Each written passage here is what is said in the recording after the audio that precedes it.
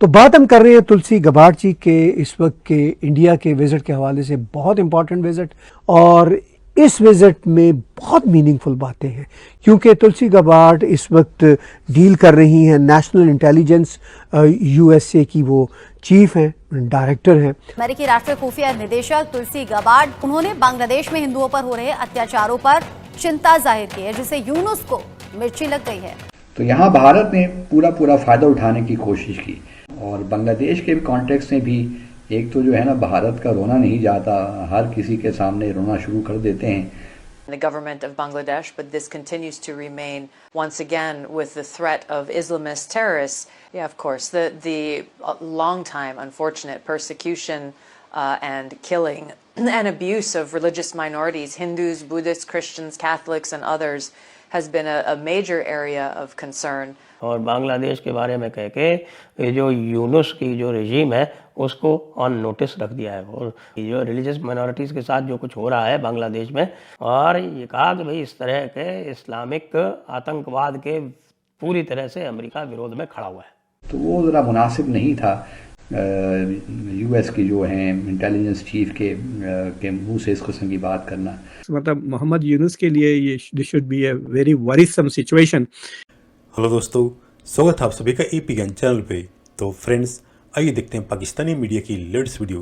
तो दोस्तों, जैसा कि आप जानते हैं कि अभी भारत के अंदर अमेरिका की national intelligence director Tulsi Gabbard आई थी, जिनका कि 3 दिन का दौरा था भारत में, और उन्होंने यहाँ पे न सिर्फ भारत के लीडर से मुलाकात की, बल्कि कई मीटिंग्स के अंदर और साथ साथ कई मीडिया आउटलेट्स को अपना इंटरव्यू दिया, जिसके अंदर तुलसी गैबर्ड ने बांग्लादेश के ऊपर बोलते हुए साफ शब्दों में, साफ लहजों में यूनुस सरकार की हकीकत बताई कि किस तरह से यूनुस सरकार के आने के बाद बांग्लादेश के अंदर किस तरह से माइनॉरिटीज़ की जो प्रोसिक्यूशन हुई है, जिस पर बांग्लादेश की सरकार तो बौखलाई ही है, और बाकायदा बांग्लादेश सरकार ने अपना बयान भी जारी किया। तुलसी गैबर्ड ने जो बात की है बांग्लादेश के ऊपर, वो वन साइडेड है और ये ठीक नहीं है। यानी आप समझ सकते हैं कि बांग्लादेश को तो मिर्ची लगी ही लगी है, लेकिन इसी के साथ जो और भी मिर्ची लगी है वो पाकिस्तानी मीडिया को भी लगी है। और उसमें एक तो साफ सी वजह यह है कि जो नाम है अमेरिका की नेशनल इंटेलिजेंस डायरेक्टर की, वो तुलसी गैबर्ड है, और आप समझ सकते हैं कि पाकिस्तानियों को इस बात से तो मिर्ची लगी है। साथ ही साथ जिस तरह से तुलसी गैबर्ड की मीटिंग के अंदर पाकिस्तान और बांग्लादेश के ऊपर बात की गई है, उससे भी पाकिस्तानी बौखलाए हुए हैं। तो आइए देखते हैं पाकिस्तानी मीडिया की इस लेटेस्ट वीडियो को।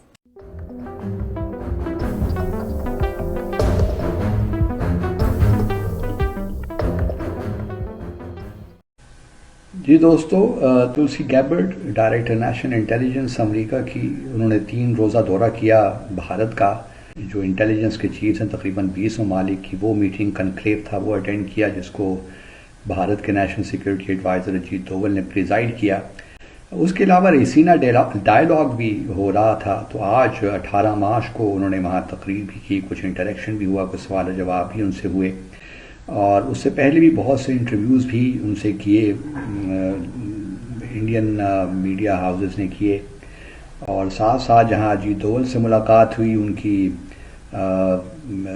गैबर्ड की मुलाकात प्राइम मिनिस्टर मोदी के साथ भी हुई, डॉक्टर जयशंकर साहब के साथ भी। तो काफ़ी इंटरेस्टिंग विज़िट रहा। और उन्होंने रेसीना डायलॉग में जो अपनी तकरीर की, वो भी हमने सुनी, और इंटरेस्टिंग तकरीर थी। तो यहाँ भारत ने पूरा फ़ायदा उठाने की कोशिश की, लेकिन 2-3 चीज़ें ऐसी हैं जो आप ऑफिशियल मुलाकातें हुई हैं और जो रीड आउट हमने देखे हैं, उससे तो यही महसूस होता है कि भारत ने जो है जिक्र किया पाकिस्तान का और कश्मीर का, और उसके अलावा जो इशू सामने आया बार वो बांग्लादेश का था। और बांग्लादेश के कॉन्टेक्स्ट में भी एक तो जो है ना, भारत का रोना नहीं जाता, हर किसी के सामने रोना शुरू कर देते हैं। तो वहाँ बांग्लादेश का जिक्र किया उन्होंने कि बांग्लादेश में आईएसआई इन्वॉल्व है और बड़े प्रॉब्लम्स हैं। तो उस पर भी डायरेक्टर गैबर्ड ने थोड़ा मोहतात अंदाज से कहा, लेकिन एक बात ज़रूर उन्होंने की जो तवज्जो तलब भी है, और उस पर काउंटर आर्गूमेंट भी दिया जा सकता है कि इस्लाम इज़ टेररिज्म। तो वो ज़रा मुनासिब नहीं था यूएस की जो हैं इंटेलिजेंस चीफ के मुंह से इस किस्म की बात करना। उन्होंने वो बातें की जो कि भारत कह रहा है। फॉर एग्जांपल बांग्लादेश पे उन्होंने कहा कि रिलीजियस प्रोसिक्यूशन हो रही है, और क्रिश्चियंस की, हिंदूज की, बाकी जो वहाँ पे लोग हैं। At the same time India ने खालिस्तानियों के बारे में कहा है जी, खालिस्तानी टेरर की बात की है।